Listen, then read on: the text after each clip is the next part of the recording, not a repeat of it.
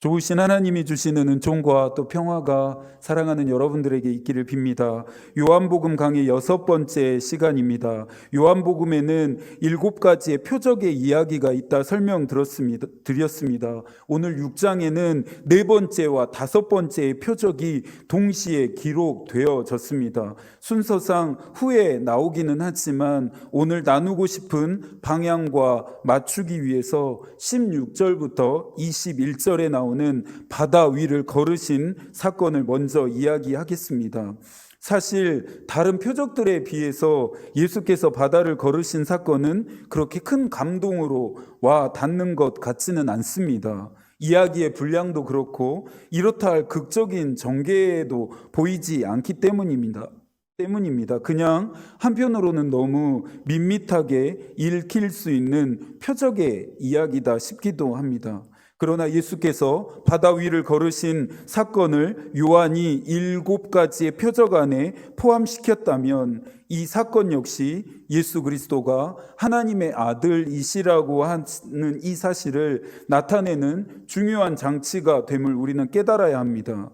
예수께서 바다를 걸으신 일이 어떤 의미로 예수가 하나님의 아들 되심을 나타내는 것일까요? 유대인들에게 바다는 공포와 혼돈과 두려움의 장소였습니다. 유대인뿐만 아니라 당시 고대 근동에 퍼져 있었던 세계관은 바닷속에 무시무시한 괴물이 살고 있다라는 것이었습니다. 성서에서도 이와 같은 그들의 바다에 대한 세계관이 고스란히 반영되었습니다. 요나서 2장 5절입니다. 물이 나를 영혼까지 둘러싸우며 기품이 나를 애워싸고 바다풀이 내 머리를 감쌌나이다. 예수 없이 바다를 건너는 제자들에게도 바다는 두려움의 대상이었을 것입니다. 그런데 예수께서 바다 위를 걸어서 제자들에게 다가오셨습니다. 예수께서 바다 위를 걸으신 일이 의미하는 바가 무엇인지 이해가 되십니까?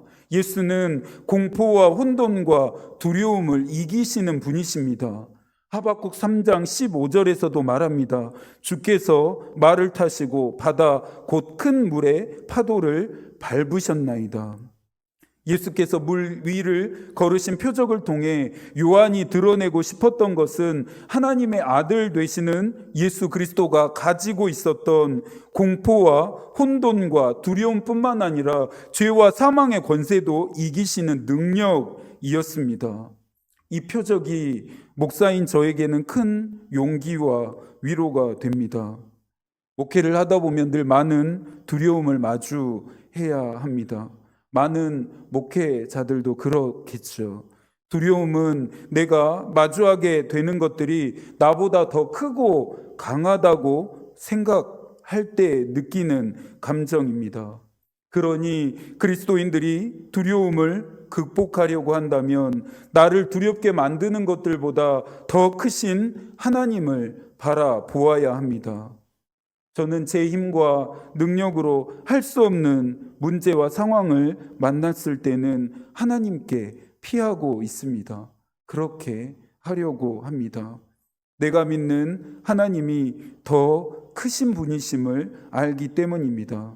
요한일서 4장 18절입니다. 사랑 안에 두려움이 없고 온전한 사랑이 두려움을 내쫓나니. 하나님의 사랑 앞에 두려움이 내어 쫓긴다라고 말하고 있습니다. 죄와 사망의 권세는 크신 사랑 앞에서 힘을 잃게 되는데 두려움 따위는 기조차 펴지 못합니다. 바다 위를 걸으신 것은 제자들에게 예수께서 퍼포먼스를 보이시려고 하심이 아니었습니다. 하나님의 아들이자 메시아 되는 증거였습니다.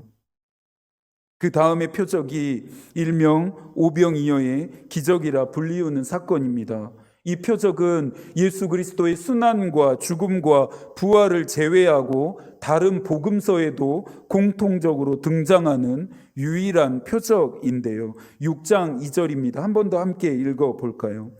큰 무리가 따르니 이는 병자들에게 행하시는 표적을 보았음이러라. 예수가 가는 곳에는 항상 큰 무리가 뒤따랐습니다. 그들은 2절에서 말하고 있는 것처럼 치유와 회복을 기대하는 병자이거나 그 외에 다른 돌봄과 체험을 필요로 하는 자들이었을 것입니다. 예수께서는 그런 자들을 환대하셨고 그런 자들의 병을 고쳐주셨고 돌보셨으며 필요를 채워주십니다. 오병 이야기의 이 이야기도 그들을 돌보시고 채우시는 이야기라고 할 수 있습니다. 5절입니다. 예수께서 눈을 들어 큰 무리가 자기에게로 오는 것을 보시고 빌립에게 이르시되 우리가 어디서 떡을 사서 이 사람들을 먹이겠느냐 하시니, 초반에는 큰 무리라고 뭉뚱그려 말하지만 10절을 보니까 그 수가 5천 명쯤 됐다 말합니다. 당시 인구 개수의 기준은 남자들만 해당되었다라고 하는 전제하에 여자를 비롯해서 노인과 아이들까지 고려한다면 그 수는 좋기 2배 이상은 됐을 것입니다. 빌립도 안드레도 다른 제자들도 그들에게 충분한 먹을 것을 공급하는 것은 불가능한 일이라 생각했습니다. 그런데 이 엄청난 문제는 아주 작은 것으로 해결되어지는데요. 보리떡 5개와 물고기 2마리입니다. 잘 아시는 것처럼 이것은 작은 아이의 한 끼의 식사 분량이었습니다. 조금 전에 바다 위를 걸으신 표적을 이야기하며 우리를 두렵게 하는 거대한 문제와 상황에 대한 이야기를 했습니다. 이런 것들을 마주할 때마다 우리 역시 빌립처럼 안드레처럼 생각하게 됩니다. 안 된다고 생각하거나 현실적으로 불가능하다라고 판단합니다. 과연 이런 일까지 하나님이 도와주시고 해결해 주실까 하는 불신과 의심이 들기도 하죠. 기도의 응답과 관련해 회자되는 인물은 조지 뮬러입니다. 그는 생전에 5만 번 이상의 기도의 응답을 받은 사람이었습니다. 이렇게 기도의 응답을 받을 수 있다는 사실에 도전이 되고 또 그것을 기억하고 기록하고 있는 조지 뮬러라는 사람이 놀랍기만 합니다. 그가 말하는 기도의 응답의 조건 중에 하나인데요. 일상생활에서 흔히 일어날 수 있는 크고 작은 문제들을 만났을 때 그 문제를 통해 일하실 하나님을 전적으로 신뢰하며 간구할 때 반드시 응답하신다는 것입니다. 기도할 문제와 상황들이 따로 정해져 있는 것이 아니라 일상생활에서 일어나는 흔한 것들까지 하나님을 전적으로 신뢰하는 마음으로 기도하면 반드시 응답이 온다는 말입니다. 어린아이들은 크고 중요한 일들만 부모에게 말하지 않습니다. 시시콜콜한 것까지 모두 다 부모에게 조잘됩니다. 제자들이 보기에 현실적으로 불가능한 것처럼 여겨진 이 오병이어의 사건은 어떻게 시작됩니까? 11절과 12절인데요. 함께 읽어볼까요? 예수께서 떡을 가져 축사하신 후에 앉아있는 자들에게 나눠주시고 물고기도 그렇게 그들의 원대로 주시니라. 그들이 배부른 후에 예수께서 제자들에게 이르시되 남은 조각을 거두고 버리는 것이 없게 하라 하심으로, 예수 그리스도의 축사하심으로 부족함은 충만함으로 변하게 됩니다. 예수께서 갈릴리에서 첫 번째로 행했던 표적 생각나시죠? 물이 포도주로 변하는 것이었습니다. 빌립과 안드레는 한없이 부족할 거라 판단했던 보리떡 5개와 물고기 2마리는 5천 명 이상을 배부르게 먹이는 데 사용되었습니다. 윌리엄 부스는 우리를 사용하시는 하나님의 능력과 우리를 사용하시려고 하는 그분의 의지를 믿는 것, 그분께 전심으로 복종하는 것이 열쇠다 말합니다. 예수께서 함께 하시는 곳에는 이와 같은 표적들은 얼마든지 일어날 수 있습니다. 자금을 위대함으로 바꾸시는 역사가 나타납니다. 오병이어의 표적은 갈릴리에서만 일어납니까? 그렇지 않습니다. 저와 여러분의 인생에, 여러분의 가정에, 여러분의 자녀들의 삶에도 일어납니다. 작음을 위대함으로 바꾸시는 그 표적이 나타난다는 말입니다. 믿으십니까? 믿어지시나요? 예수께서 수많은 표적들을 나타내시면서도 걱정하셨던 것은 사람들이 표적에만 주목했기 때문입니다. 요한이 표적의 이야기들을 통해 우리에게 도전하는 것 중에 하나는 표적이 아닌 예수 그리스도에게 주목하라는 것입니다. 표적 너머에 표적을 행하시는 하나님의 아들이신 예수 그리스도를 바라보면서 그분을 의지하고 그분께 복종하라는 것입니다. 6장의 핵심은 표적의 이야기들이 아닙니다. 오병이어의 표적, 바다 위를 걸으신 표적이 아닙니다. 이 표적은 요한이 진짜 하고 싶은 그 이야기까지 우리를 끌고 가기 위한 도입부에 불과합니다. 그렇다면 이 도입부를 통해 우리가 진짜 만나게 되는 6장의 핵심은 무엇입니까? 이 핵심에 대해 말하는 구절들을 먼저 함께 살펴봐야겠습니다. 33절, 하나님의 떡은 하늘에서 내려 세상에 생명을 주는 것이니라. 35절, 예수께서 이르시되 나는 생명의 떡이니 내게 오는 자는 결코 줄이지 아니할 터이요 나를 믿는 자는 영원히 목마르지 아니하리라. 48절, 내가 곧 생명의 떡이니라. 51절, 나는 하늘에서 내려온 살아있는 떡이니 사람이 이 떡을 먹으면 영생하리라. 내가 줄 떡은 곧 세상의 생명을 위한 내 살이니라 하시니라.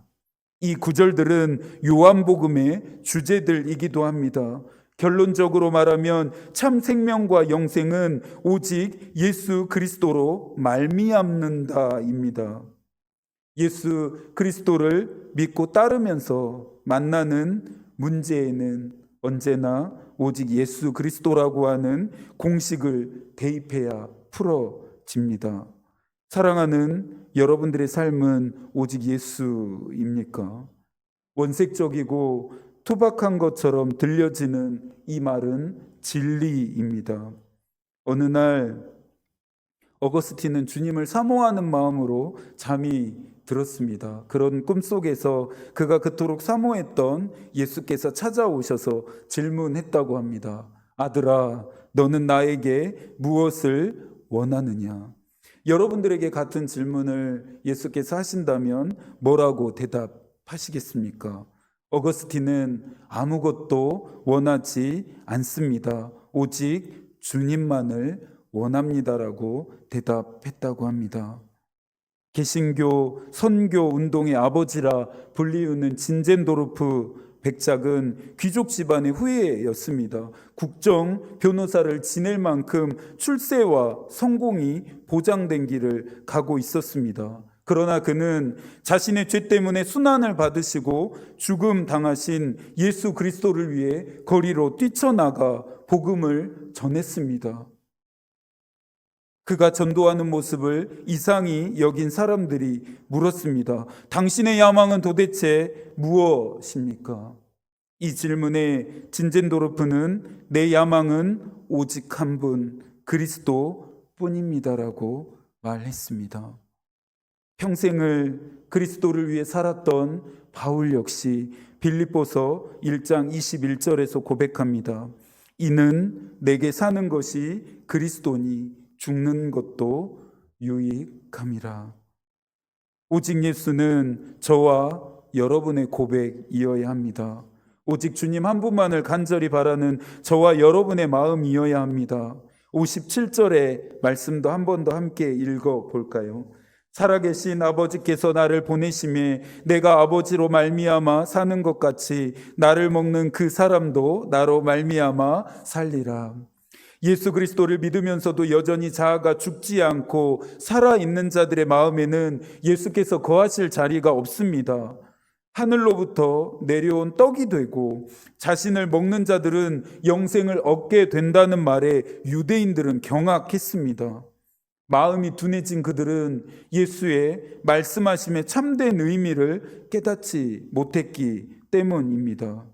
그들은 예수의 몸을 실제로 먹어야 함으로 이해했고 이 일이 그들에게는 논쟁거리가 되었습니다.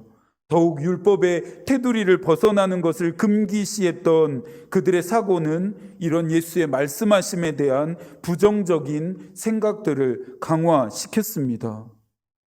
초대교회가 핍박받았던 이유도 이 때문이었습니다. 그리스도인들이 모인 교회라고 하는 곳은 사람들이 실제로 사람을 먹고 피를 마시는 식인 풍습을 가진 야만적인 사람들의 모임으로 오해되어졌기 때문입니다. 그렇다면 하늘로부터 내려온 떡인 예수 그리스도를 우리는 어떻게 이해하고 받아들이면 좋을까요? 55절부터 57절까지의 말씀도 저희가 한 번 더 읽겠습니다. 내 살은 참된 양식이요 내 피는 참된 음료로다. 내 살을 먹고 내 피를 마시는 자는 내 안에 거하고 나도 그의 안에 거하나니 살아계신 아버지께서 나를 보내심에 내가 아버지로 말미암아 사는 것 같이 나를 먹는 그 사람도 나로 말미암아 살리라. 생각나시는 장면이 있습니까? 성만찬입니다. 요한 웨슬리는 평신도들에게 설교를 포함해서 교회 안에서의 많은 권한들을 부여했습니다. 평신도들을 사역자 되게 해서 자신의 목회의 동역자로 삼았습니다. 그런데 이런 웨슬리도 평신도 사역자들에게는 단 한 가지만을 금했습니다. 바로 성찬과 세례를 베푸는 일이었습니다. 이 일만큼은 목회자들만이 담당하도록 했고 평신도들은 하지 못하게 했습니다. 그만큼 성찬과 세례를 베푸는 의식이 중요했기 때문입니다.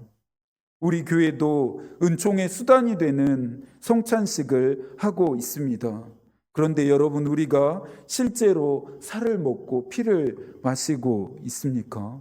그렇지 않습니다. 그렇게 하고 있지 않습니다. 우리 교회를 포함해 올바르고 건강한 교회들은 절대 그렇게 할 리가 없습니다.